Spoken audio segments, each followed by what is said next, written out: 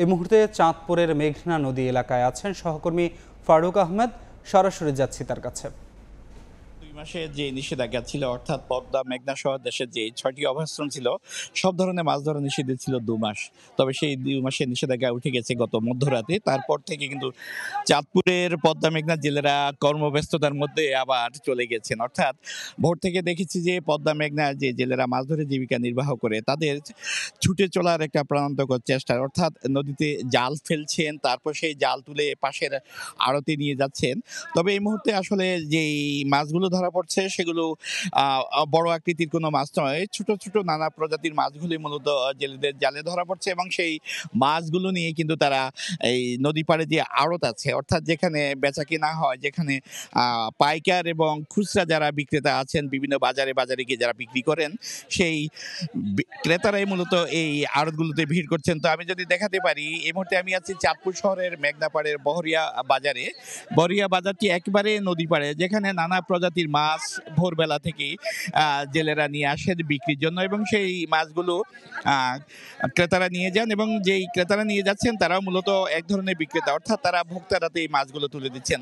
আমরা যদি দেখাতে পারি যে আসলে এখন যে মাছগুলো এখানে বিক্রি হচ্ছে, এগুলো একবারে নানা প্রজাতির ছোট মাছ।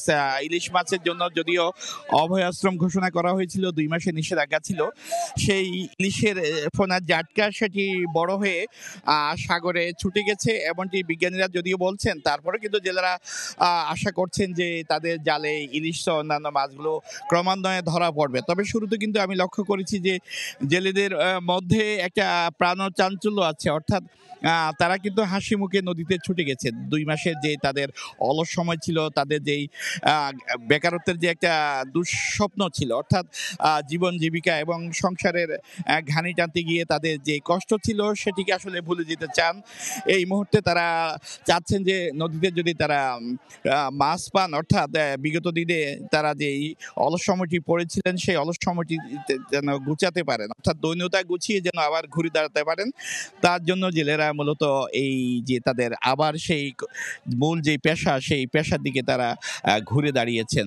আমি যদি আরেকটি তথ্য জানাতে চাই যে আসলে চাঁদপুরে এই যে প্রান্তিক জেলেরা আছে, তারা মূলত মহাজনের কাছ থেকে ধার দেনা করে এবং বিভিন্ন এনজিও বা সমিতির কাছ থেকে কিস্তি টাকা নিয়ে মূলত তাদের এই জাল নৌকাগুলা তারা গড়েছেন এবং সেই জাল নৌকা নিয়ে মূলত তাদের এখন জীবিকার সন্ধানে ছুটে চলা।